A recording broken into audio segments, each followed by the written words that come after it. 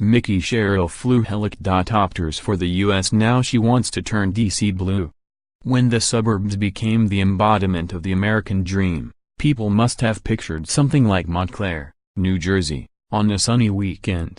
It's just under 70 degrees, the Garden State parks are filled with kids playing sports and the adults nurse Starbucks iced coffees while engaging in breezy activism. Yesterday was the Save Our Schools from Guns rally, today is the Earth Day event. About 100 people showed, including Mikie Sherrill, who with her green blouse, turquoise necklace, brown bangs and black blazer could pass for any other mom playing coach and chauffeur as she talks neighborhood reforestation and tomato planting while hawkishly watching her boys chuck lacrosse balls. Still, Sherrill, 46, isn't some Stefford wife. After leaving high school in exurban Northern Virginia, she graduated from the Naval Academy with prisoner of war training that included being punched, smoked out and waterboarded. Then she flew a Sea-King helicopter for a decade in Europe and the Middle East. The former assistant U.S. attorney for New Jersey has raised nearly $2.5 million after launching a bid for Congress more than a year ago. Her 11th district is one of 4 competitive Republican-held New Jersey seats in Tuesday's primary, making the Garden State suburbs critical turf in the battle for control of the House. She's earned the endorsement of everyone from Emily's List to former Vice President Joe Biden. And Sherrill fits a trend of Democrats hanging their hats on military women, including Amy McGraw in Kentucky and Gina Ortiz Jones in Texas. It's like Captain Americas are running for office, they've captured the imagination of who political leaders can be, says Emily Cherniak, founder of New Politics, which recruits service alums to political life. Still, her fast ascent to the top of the party pecking order has raised questions. Democratic primary foe Tamara Harris, an African-American businesswoman who has raised $250,000 from donors and put in $300,000 from her own pocket, criticizes the National Party for being myopic in drafting so many veterans and former prosecutors as candidates. Her criticism comes at a time when liberal groups, including Emily's List, have been accused of focusing on a specific type of woman, white and wealthy. If the party persists in doing that, we aren't going to win general elections, Harris argues. I showed up credible and capable and the system engaged in an accelerated endorsement of her opponent, she adds. In response, Sherrill says that's a reckoning we have too, but notes that she joined the race back when it was a long shot, 3 months before Harris entered. Sitting on the bleachers of a lacrosse game for one of her 4 young children, Sherrill faces another rapid-fire interrogation, though less grueling than those from her military days. On New Jersey Senator Bob Menendez, her fellow Democrat whose corruption trial ended in a hung jury in mistrial last November? He wasn't convicted, Sherrill says, and the nation needs him on the Senate Foreign Relations Committee, although she admits if he were a Republican, she might be singing a different tune.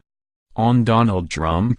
To somehow have less faith in our FBI and CIA than in the FSB or the KGB?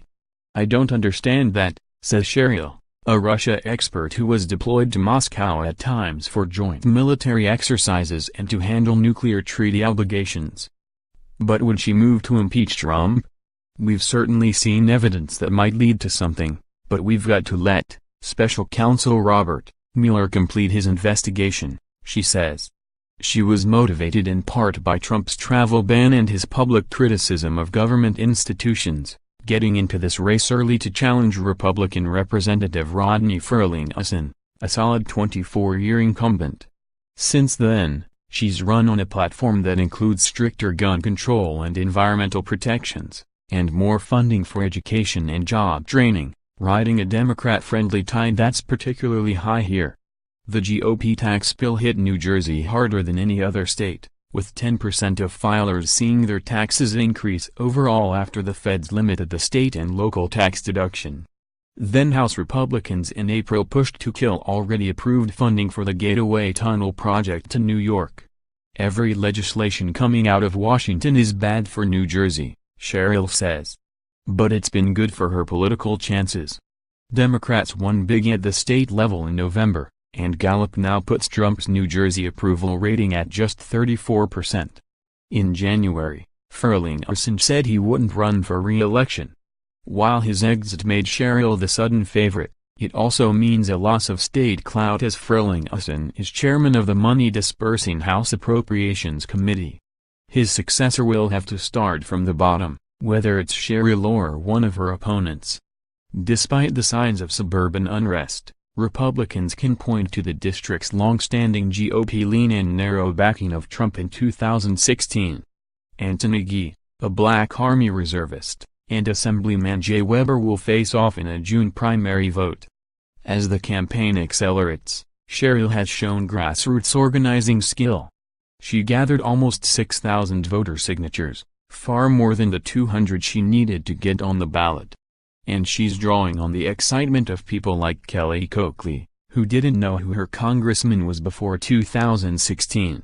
Now the human resources consultant and spin class instructor is a leader of mobilizing Montclair. She organized a 1,000-person bus caravan to the Women's March and threw her expansive volunteer list behind electing the woman whose son plays lacrosse with hers. "This is it, this is where all of our energy is going to go," Coakley remembers thinking, as women like her are getting off their idyllic suburban sidelines. USA Today and Izzy are keeping you ahead of the curve on politics.